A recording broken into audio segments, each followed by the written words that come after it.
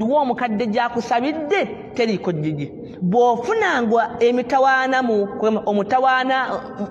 mu nsi obufumbo tebuteredde maama mukubire munnyonnyole mugambe maama nsabiraako eri Allah maama nteekaako mu dduwa bwe wosobodde tuukayo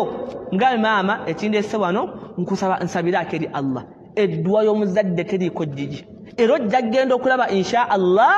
ebintu bijja kgenda bitereera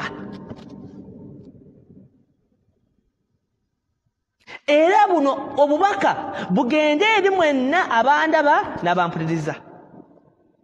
buli omu kuba essimu oba tuuka ku mukaddewo mugambe maama njagala kumanya nyange maama wange oba kitange olina kyolaba kyesitatuukiriza ne woobanga buli kanaku ggwamuwa ekyokulya n'ekyokunywa kubira maama w'essimu oba kitaawe essimu oba mutuukirire oba musindikire message ku WhatsApp nti maama mukadde wange maama mbuulira oba taata nina kye nali nkunyiizizza naye nga tonsonyiwanga mugambe taata nkwegayiridde bwe kibanga gyekiri nsonyiwa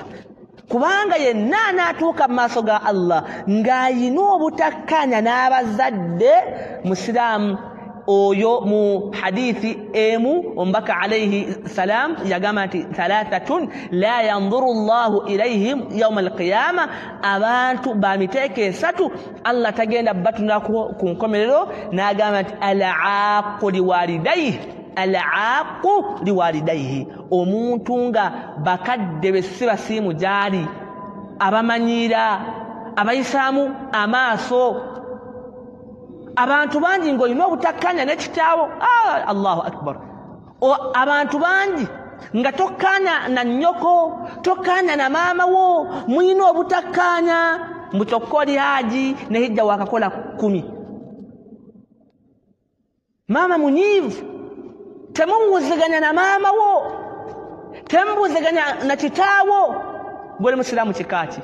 omubaka yasomesa atyo gw'oyinza okufuna emirembe gwe nga tokkaanya na maama wo singa ayita eno nga gwe oyita eno gw'oyinza okufuna emirembe gwe waliwo meeting gye nali yali ya famire oli n'agamba wallahi ono siyinza musonyiwa kazaabika emipiira paka mu maaso ga Allah zaabika emipiira mu maaso ga Allah omanyiyo mu maaso ga Allah oyinza okuwoza n'omuzadde gwe olw'obuntuntu obutonotono abange tuwa abazadde ebitiibwa abalamu twala abazadde mu kooti